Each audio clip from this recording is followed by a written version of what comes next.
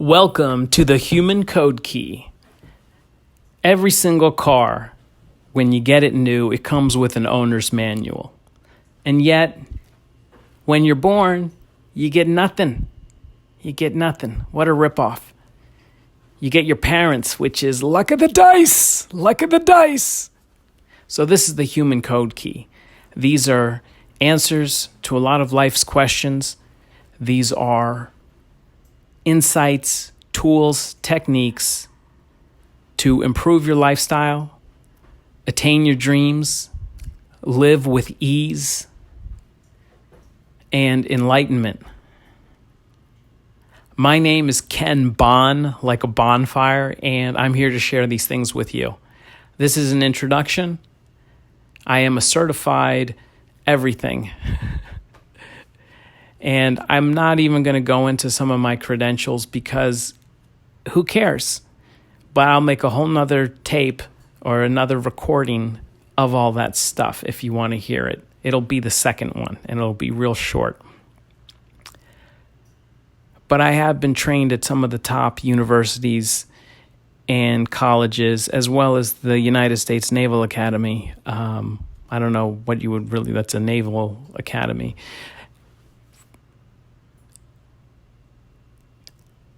But this is designed to be an owner's manual for humans. So I'm going to kind of skip to the back of the owner's manual that has tools and tips because I want to give some tools and tips right off the bat. The first one is utilization. Now, this is a key tool to use in your life. When you're dealt a good hand, it's really easy to utilize it. But when you're dealt a bad hand, well, it could be tougher to utilize that. So whatever comes your way, learning to utilize it for the betterment of your quality of life is going to help you. And it's going to help you get ahead quicker and be more successful. So utilization, we'll go deeper into that. Ways that I've utilized. I remember once, this is going to sound very obscure, and sometimes that helps you understand. So if it seems like I am the absent-minded professor, it's because I am the absent-minded genius. So you have to put up with that, but you will get some good information. So I had a sales job, and I normally did the sales presentations in an office or a business, maybe like a hotel, like suite or something like that. But very rarely, every now and then, I had to do a meeting in somebody's house. And if they had pets, the pets could be very disruptive. And this used to frustrate me, and it was something that irritated me. And when I learned about this thing about utilization, I wanted to really prove that it didn't work. Or I wanted to put it on the hardest things ever. I was like, here's something utilization will never work in. Like, what do I do with these pets? And right after I learned this technique, the next time I was at someone's house and I was talking business and showing people a new business model, a bird started squawking, and it was a macaw, and they have quite a personality. But I utilized it. I said, "Oh, that bird is squawking because it knows it's going to get a nicer bird cage," implying that the deal was going to go through and everyone was going to make tons of money, which is what happened. So that bird, that disruption, I actually utilized it and helped close the meeting. I used it as a closing tool. But once you learn this utilization, something that used to bother me is like some of the horns in the city. Some of the delivery trucks have these horns, and you hear them depending on where your office is. So I had an office, and I heard these horns, and I was like, So I was like, I know, I'll utilize it. And all of a sudden, just by making that by taking that attitude on, hey, I'm going to utilize this, the next time the horn honked, I just started doing a little dance, and I was shaking my butt in the office, and I thought I started giggling because it was so funny. So that's utilization. You can utilize almost everything. In humanity, in the course of human history, there's a lot of good things that happen and a lot of bad things that happen. But sometimes we take a good thing and we turn it into a bad thing. That's not good. But oftentimes you'll see humans take a bad situation and somehow turn it into a good situation. And that is utilization at its best. Think about, just utilizing more things that come at you. Recently, my car was broken into, and that was very distressing. They broke the window, and I left my camera bag in there and my laptop bag. And I have like 7 cameras, and and the window glass was broken. But the camera bag and the laptop bag were empty. And in fact, all the stuff was empty. But they did break the window, and they stole a pair of Doc Martens and my leather jacket. Which if I didn't leave the camera bag and all that stuff in there, it wouldn't have happened. And I take full responsibility for that. I don't blame it on anyone but myself. I had left the camera bag in there multiple times, but I had always left it open.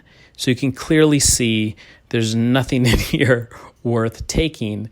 And in fact, the camera bag was on the ground next to the car when I found it. And I was so happy they didn't take it because it had all my GoPro wires and tripod mounts. So it would have been devastating. I also had 2 tripods in the car. They didn't take that. I had a bunch of GoPro mounts mounted inside the car on the windshield. They didn't take any of that. They just took a leather jacket and a pair of Doc Martens. And I was actually relieved, because if you're a filmmaker and your film equipment gets taken, that can be devastating. But technically, they only stole items of fashion, which made it a little bit easier to swallow. But still, the broken window was it was at the dealership for 2 months. It was ridiculous. However, I wanted to utilize it. I didn't know how I was going to utilize it, but I wanted something good to come of it. And while I was at the dealer, I saw this very special car, one of one, and it had all these kind of neat things on it and made it special. So I went to the parts counter and I said, I want to make my car special. He was like, what can we do to liven it up a little bit? And long story short, he found some stickers that you can stick on it from the racing division, from the motorsport division. So we ordered the stickers, we put them on the car, and it blew my mind. I mean, it was so cool. It's hard for me to drive my car around now without people just coming up and having conversations with me about it, which is fun. That's fun for me. But I utilized something bad, and somehow I turned it into something good, because I do it so well now, it's automatic. And when you utilize everything, your life definitely becomes easier, So that's utilization. And to give you an idea of what you're made out of, because this is an intro. Okay, we're going to go back to the beginning of the book. So that's a little tool and tip. So we're going to go back to the beginning, Owner's Manuals for Humans. So what you are, you have 2 parts of your situation. And it's not the mind and body, because they're all connected. You're a big blob. You're a nervous system. Okay? You're just one thing, a nervous system. Your nervous system has good benefits and traits. It also has some defective situations, or situations you need to know about so you can run it properly. Okay? You're just a nervous system. If anyone says anything else, they're wrong. Because we are a nervous system, okay? You never get to leave your house with less than all of you, unless you're into mutilation and you've taken a wrong turn at Albuquerque. Should leave it all together. Anyways, moving into the nervous system. You are a nervous system. Your nervous system is made up of 2 parts. You're conscious and your subconscious. I'm going to say that again. Your nervous system is made up of 2 parts, your conscious and your subconscious. Those are the 2 main parts we're going to talk about. Of course, there's other areas, hands, feet, all that kind of fun stuff, but you just really want to think of yourself. And if it's easier for you to place this in your head, say, yeah, my head has 2 parts, a conscious and an unconscious. That might help you understand it, but really when you understand your nervous system, it transcends just your head. It's like everything is connected. So it's easier long term if you just think about yourself as a nervous system. It gives you more control over it. You are a nervous system. It's kind of like a car. You can't take off the tire and then drive it around. It's its own system, but you are a system. You require everything working together in order to work perfectly. So, you are a nervous system, and the subconscious and the unconscious are huge components. Huge components. Now, your unconscious, I call it unconscious because it runs unconsciously. You know, your heart beats while you're sleeping. All your body stuff keeps going on. Even, when you're not paying attention, you never have to remind yourself to breathe. Maybe if you're running or doing some strenuous activity, but it's pretty much automatic, okay? Your conscious is kind of what we're in now. To some people, I'm communicating on an unconscious level as well, because maybe they've listened to this recording multiple times, and it just kind of is a great way to start their day, or they like to listen to it in traffic, utilize all those maneuvers, whatever the case may be. I might be talking to some people's unconscious minds, or both. But your subconscious is kind of what's up front. The unconscious is, it's also really what's up front because they're both equal. And if you were a boat, and let's say it's this old boat, I know this is a little bit of a segue here, but we want to get to ships. So let's say you're a ship, you're a boat from the days of ancient Greece, and they have 50 crew people. You can say crew woman, you can say crew man, whatever makes you feel more comfortable. 50 people rowing, 25 rowers on each side. Then they also have a captain. And it can be a man captain or woman captain, whatever makes you feel better. They have a captain. So I want to ask you, of the boat, who's in charge? Really, who controls the ship, the captain or the crew? Go ahead, just shout out the answer. This is interactive, so I can hear you. I'm hearing captain.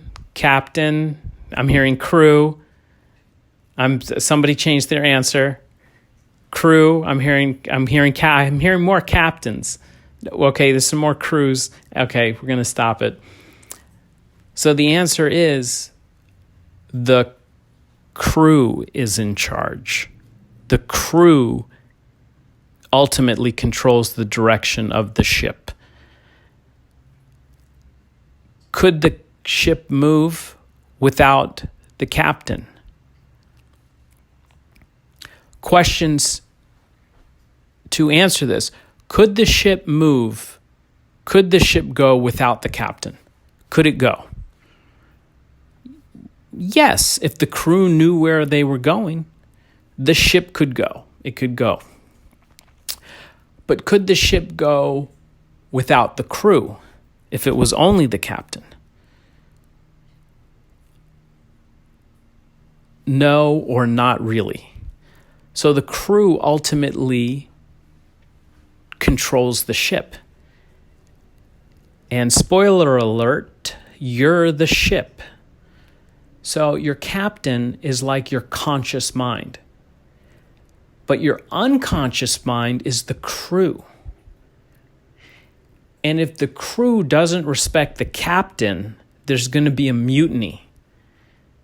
And you don't want that. You want to earn the respect of your crew by being a good captain. This is an awesome technique. Now, once the captain and the crew begin to work together, okay, they start looking around. They're like, hey, there's more to this ship than we knew about. Look at this. Look at the deck. It's got some holes in it. We found some pointy, long timber in the hold of the ship, along with all these bed sheets. But it turns out they're not bed sheets. They're we think they're sails, and we think this is a whole sailing set. Sure enough, dig it out, put some masts on the boat, start harnessing the power of the wind, and now you're sailing along in life. And this is what a lot of people will refer to as success, for just putting one word on top of everything to just move the story forward. There's lots of other names for it: attaining your dreams, getting out of debt, whatever the situation is. But now you're sailing through life. It's because the captain and the crew are working together and your ship is moving. And we all respect the movers and the shakers. Elon Musk, Richard Branson, Margaret Mead, those people come to mind. But I respect so many other world leaders like George Clooney as well. So keeping the story moving forward, you're the captain and the crew. Now, I just helped a client stop smoking. And, some of the things, if you smoke, I've never met a smoker that didn't want to quit. It's very rare that I meet someone that's like, yeah, I'm doing this forever. But most smokers I meet, they want to quit. And we were having lunch, and he was looking to me for business advice. And I told him he should quit smoking. I said, it's going to, and I said, can I coach you on this? Because I'm a certified coach. And I just said, there's a lot of health benefits. I said, first of all, smoking is cool. Okay. You have to acknowledge that it's cool. Smoking is cool. It's unfortunate. It's like a stick of fire coming out of your mouth. It's cool. If you have to smoke, I recommend smoking medical marijuana. It's legal in the state I live in, and it's legal in most of the states. And if it's not legal in your state, go to a cool state. Come to California. We're our own country out here. You can do anything. It's a lot of fun. Weather's great, mostly. So he smoked, and I said, can I coach you? He said, yeah. I said, well, there's got to be a part of you that's a little bit conflicted about it, because it's not good for you, right? He's like, yeah, actually, that's a lot of it. He's like, very conflicted about it. and he just agreed with me. I was like, okay. Next, I said, what are you going to do when you get your $378,000 cancer bill? What are you going to do? Go on chemo? Make the bill even higher? Like, what are you going to do with that? And I was like, why do you want to be a chump and a sucker to the tobacco industry? You're a chump and a sucker to them. And some people are like, I got the new vape pens. Yeah, okay. Wait 10 years when they find out those are even worse. They're even worse. I remember when the cell phone came out and it was the size of a brick. And people had these brick cell phones. You see them in old rap videos and stuff. I've never actually used one or seen one that really worked, but these big brick phones, it turns out if you had one of those, you had serious brain damage because they were so strong, they would fry your brains. But hey, they didn't know because it was brand new. So if you get on a new fad that messes with you on like a physiological level, you're not very smart because you're taking a hell of a chance. It's not even proven, and most things are trying to kill you. But anyways, so I'm trying to help this guy quit smoking. And I said, what do you spend in cigarettes a year? We figured it was about $5,000-$6,000 he spent on cigarettes a year, which is cheap. Most people who smoke spend even more than that. And I said, well, there you go. You just got $5,000 in your pocket. And for me as a coach, it's fun. I'm not very committed to the outcome. I can't be. I just have to have fun in this situation. What I'm doing is I'm scrambling his subconscious and unconscious mind because, see, it was like the captain was smoking and the crew knew it wasn't good. It's like the lungs. They're like, this isn't good. I said, if you're going to smoke, go smoke some marijuana because you smoke that, you'll get enlightenment. And then sooner or later, you're like, I can't smoke this shit anymore. It's making me crazy. And then you stop and then you're fine. And if you have to take a little puff, whatever, but no one died from that. I said, nicotine's not even in cigarettes. They add it in. It's just an addictive product.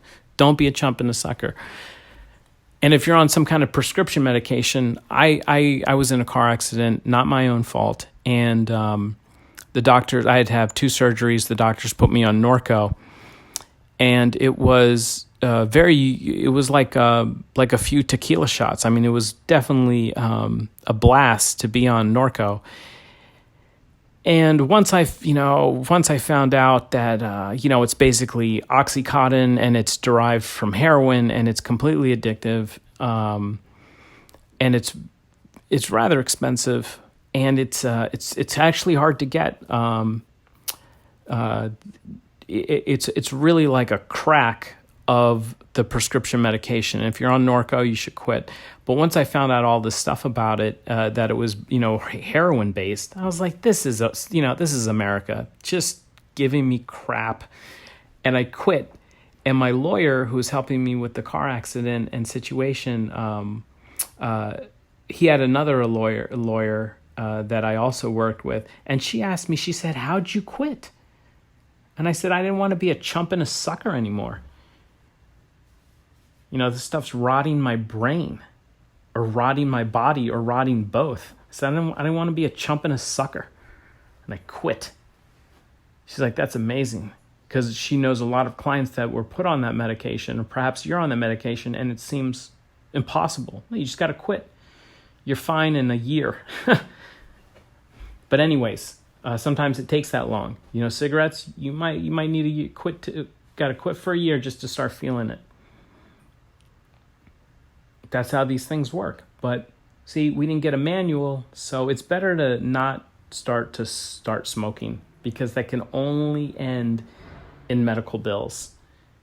And if you don't, you dodged a bullet, And just to close up on the smoking thing, I've seen a guy watering his lawn in the morning, and he's smoking his cigarette, just not even holding the cigarette, just it's in his mouth, and he's spraying the lawn. I'm parking my car to go get a burrito from the breakfast burrito place. There's a place where you can get a pastrami burrito, but only on Wednesdays. It's the craziest town I live in.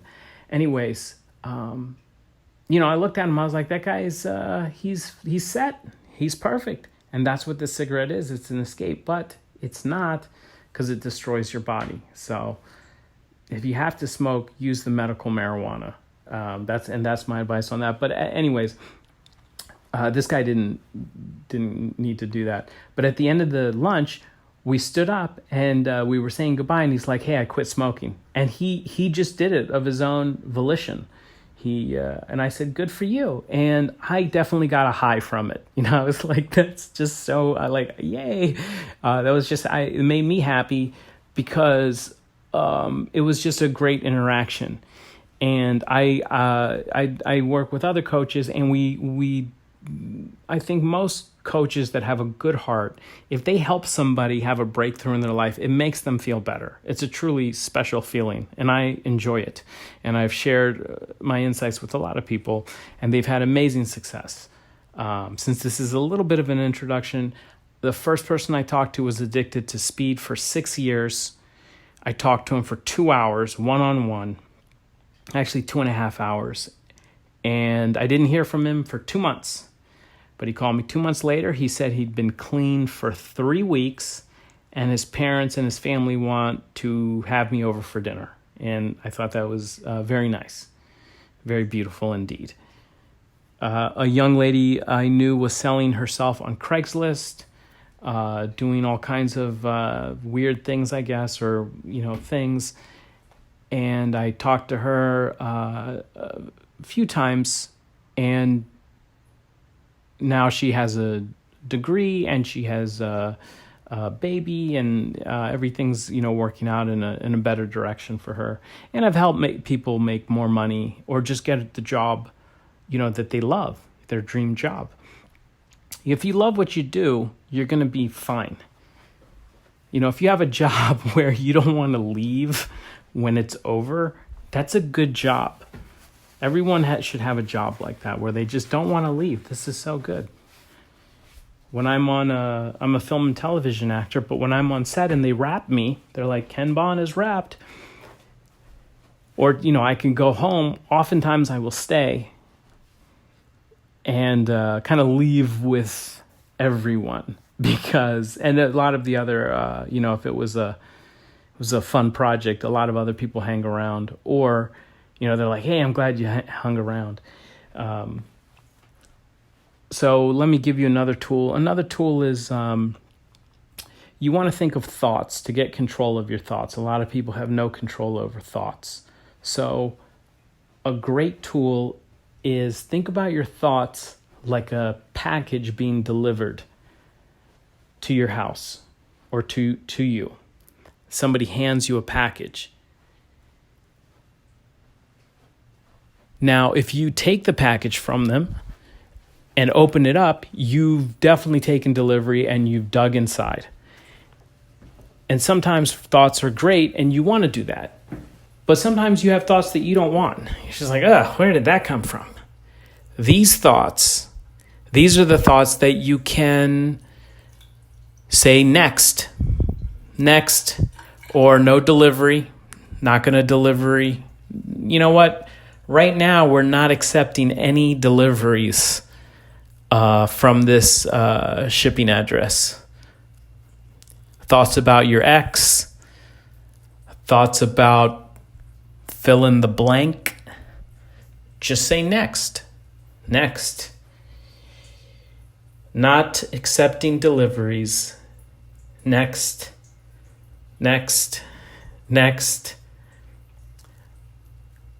Typically what will happen is you'll keep saying next, and then you're like, what am I saying next for? Like, what was I trying not to think about? And then you can't even think about it. But it's a tool. It's a technique to get you out of there. Out of those thoughts that are blah.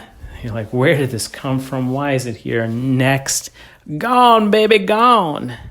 Another technique you can add to this is you can kind of, I guess, imagine like a leaf landed on your head, and you pick up the leaf and you throw it away, or, it's kind of what you're doing is you're kind of pulling that wacko thought out of your head and you're throwing it away.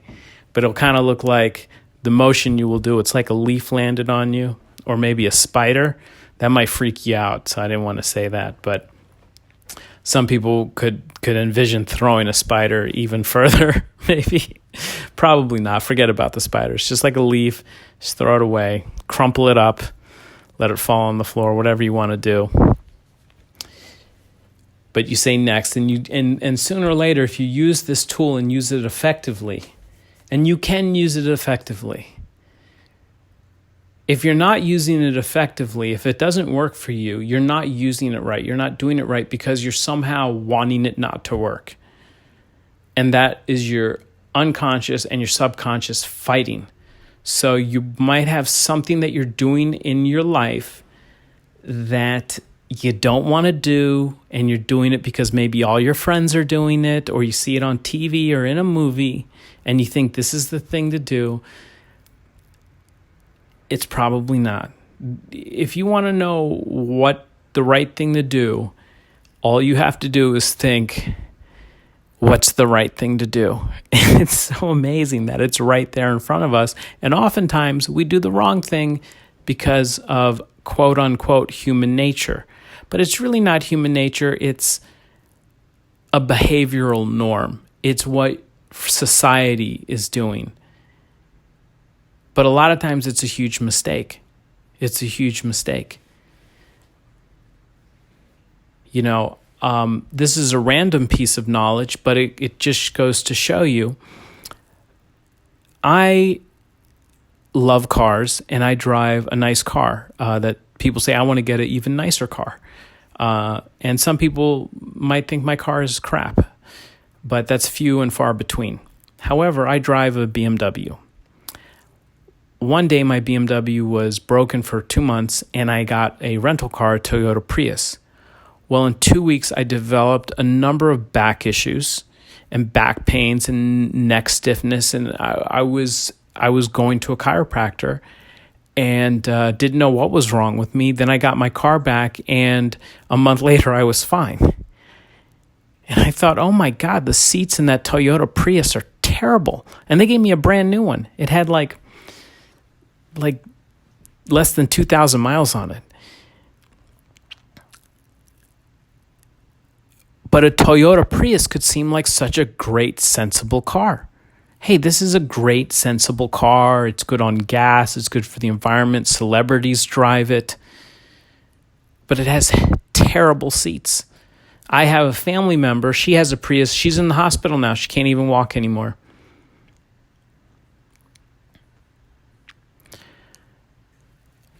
But it just goes to show you that you really have to dig deep and discover what's really going on. What's the truth? A lot of modern medicine is not the truth. They call it a medical practice because they're practicing on you and me. They're practicing on us. Every hospital has the Monday morning meeting where they talk about who died, what went wrong. Happens all the time. It's kind of a secret, but if you do some background checking on me, I play a lot of doctors in film and television, and I have a lot of doctors in my family, and I'm friends with a lot of doctors. In fact, whenever all my doctor friends, I've sat with them over meals and I've gotten information from them, stuff that they just don't share, but what they've learned from years and years of being in medicine. So I want to share these things with you so you can be healthy and you can live a life that's worth living. Some people just don't know, but if you tell them this is the best thing to do, these are kind of genius moves. If you want to be a genius with having a nice body, the easiest way to do it is by quitting sugar. It's the easiest thing to do. It sounds crazy. A few of my friends were getting fit. Some of them were already fit, but they were just getting even healthier. And, I get to my little group of masterminds and everyone's like, we quit sugar. We quit sugar, Ken. You should quit sugar. Well, they didn't say that. They just said, we quit sugar. And I thought they were all nuts. I thought they were completely crazy. I was like, what's wrong with sugar? But I kind of started listening. And I used to drink a lot of coffee with sugar and cream in it. And I realized that the sugar was picking me up and then slamming me down. And once I got rid of the sugar, I didn't need to drink as much coffee. And now I drink tea. I don't even drink coffee unless it's, somebody's brewing coffee at their house in the morning. They're like, you want a cup of coffee? And it smells amazing. I'm like, yeah, that's the best coffee. Like some coffee nut where it takes them like 20 minutes to make the coffee in their house. I love waiting for that coffee. I always just kind of say nice things to them. I was like, take your time, man. You're a master. It smells good. I just kind of, keep it light. But that coffee's awesome that these people make, coffee nuts. But I drink tea now, and I don't put any sugar in it. I put some, spices, some chai. It tastes like it has sugar in it, but it really doesn't. Cardamom can really wake that up. And I have limitless amounts of energy. I don't. I quit preservatives. Sometimes I use barbecue sauce or some kind of sauce or a mustard, and that has preservatives in it. But that's one of the few places I get them. If you buy a cut of meat at the supermarket, supposedly there's no preservatives on that. But if they are putting some preservatives, like on a steak, that's just a raw steak, then there are some that are getting inside of me. But I'm aware, a lot of the fish, frozen fish and stuff like that, they probably put some stuff in there. So you have to be just aware of these things. But the body was built for nutrition, and that's it. And I learned that when I was studying acting, and we had to study voice and how you make your voice and your diaphragm and diction and articulating so people can understand what you are saying. You might notice my articulation has slightly improved just thinking about the topic, which is probably a good thing. We'll see how long it lasts. But the body is built for nutrition, and speech, which I'm talking to you, is an overlaid theory. Humans were running around for a long time before we learned to talk and communicate and have written language and all these other choices that we've come up with. There was a time when you had to go out and you had to pick your food off the ground. You grew it in a garden, or you hunted for your food. That was probably a better diet than a lot of the junk that's available in a supermarket. So to me, I'm in great shape. I love being in my bathing suit. I feel completely fine. In fact, I feel more comfortable in my bathing suit than I do with regular clothes on, because I get more attention when I'm in my bathing suit, because usually when you're in your bathing suit, other people are in their bathing suit, and yada, yada, yada. But, it's easier to be in shape and enjoy living in your body or in your ship or in your nervous system. Some people say, oh, it's hard to do this. No, it's easier. If whenever you put on a bathing suit, you're excited, you're like, yay, I get to wear my bathing suit, your life is easier, just overall. You have more energy, you're probably more confident. It's not to say that you can't be someone in any type of body. But a lot of people, I wanted to put something about diet and exercise in this intro because I think a lot of people struggle with that. I, however, don't. And it's because I've just made a few right choices as I was growing up and getting older that just made everything easy. So I quit sugar. That's huge. If I need to, I'll go eat some cookies, but now I don't even eat those anymore. I'm looking for some good sugarless chocolate chip cookies. If the chocolate chips inside the cookies have the sugar, that's okay, I'll eat that. But just regular cookies have too much sugar for me. My body doesn't even enjoy it anymore, which is kind of awesome for me, because cookies have always been this thing that I could eat like the whole box. I could just eat the whole box of cookies. I love them so much. But because I quit sugar and my nervous system has evolved, they don't have the same appeal to me. And actually I enjoy it. It's I never thought I would get here, but I have to thank some of my friends that quit sugar and showed me the way. I also quit carbohydrates, but whenever I want to, I eat bread.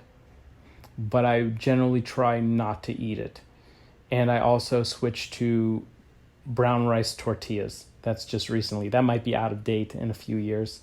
But I want to tell you about my diet that I invented, because I think it's the greatest diet in the world. And you get to watch one of the greatest TV shows ever made by an amazing director, producer, J.J. Abrams. And the show is Lost. It's awesome. 6 seasons, and the fifth and sixth season may challenge you, but those are the ones you have to get into and just believe it's absolutely true. Just for the moment that you're watching that this is actually how it works. It's awesome. It's so much fun. But basically, these people are in an airplane, they crash on an island, and that's it. That's all they got. So they have to hunt for their food, they have to grow things, and that is the diet, the lost diet. So what it is, you get to, when you go to the grocery store, you just look around. If it looks like it could be growing on an island, then you can buy it. But if it's not growing on it, like if it comes in a box, no, it's not grown on an island. So, sometimes they put plastic over the fresh broccoli. You can grab that because the broccoli, that looks like it could be grown on an island. And as far as the meats and the fish are concerned, yes, you could catch that on the island, but it has to be, the fresh kind. Can't be frozen. There's no frozen foods on the island. It's just fresh vegetables and fresh meats. It's the lost diet. And you can live on this stuff. Yeah, it takes a little bit longer to prepare, but not really. You can get rid of your microwave. Just talk to other people that make this kind of stuff. Say, how do you do it? Guys, I recommend grilling. I grill every day. In fact, I got a new place and it has a grill in the kitchen. It has an indoor grill with an exhaust hood that actually goes out the roof. And I saw a few places that had this and I was like, this is the bomb diggity. And I grill every day. I can grill in my underwear if I feel like it because it's in my kitchen. And I eat so healthy because I have an indoor grill. And if you don't have an indoor grill, you can get an outdoor grill, put it right up against your place, but make sure you do it safely, that there's nothing above the grill because that's where the heat's going to go. Heat rises and you can do a lot of grilling. But I think guys, we like to cook over fire, and I think women like to do it too. Indoor grill, highly recommend that. And don't have a microwave. If you put breast milk from a woman inside a microwave, it kills all this natural stuff. Basically, every time you put something in a microwave, you're killing all the good stuff. Microwaves don't heat water by thermal energy. They heat it by a chemical reaction that rips apart the molecules in the water. And from that breaking of bonds, heat is a byproduct. And so that's what's actually the destruction of the very thing is actually what's heating the very thing. That's why whatever you heat up in the microwave is terrible. So I would recommend not having a microwave, and you will probably do better in your situation. So those are some health benefits. Now going back to the lost diet, somewhere somebody, after they've been on the island for a little while, they find a hatch, and they find that the island had once had researchers and scientists on it, and they were doing things. They were called the Dharma Group. And they also found like a pantry with, Dharma peanut butter, Dharma barbecue sauce, Dharma honey, Dharma this, Dharma that, macaroni and cheese. I mean, they had all these things that you could find. And they were very excited by this. So while you're shopping, you can, if you have to, you can allow yourself one Dharma item. For me, my Dharma item is usually mustard and barbecue sauce, because those would not be found on an island. They would not be growing on an island. But when I make a burger,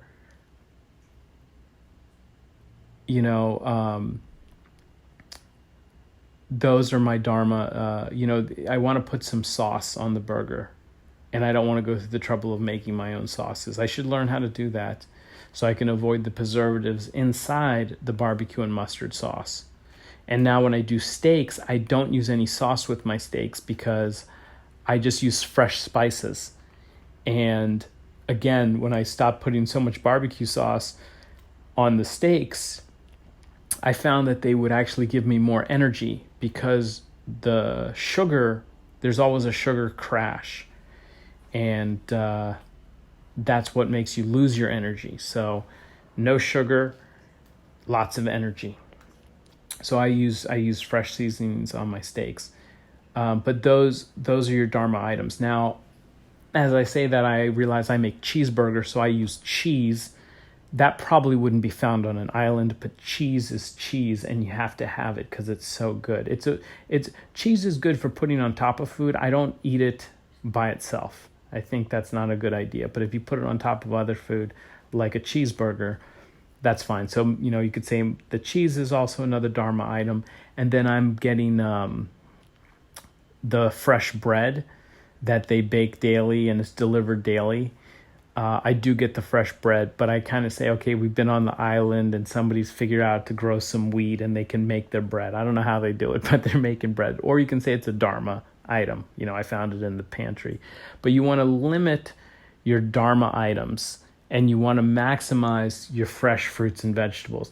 And people would tell me, how to eat, and I think we all know it, but it was so annoying to go to the grocery store and try to figure it out because they have 100,000 items and it's overload.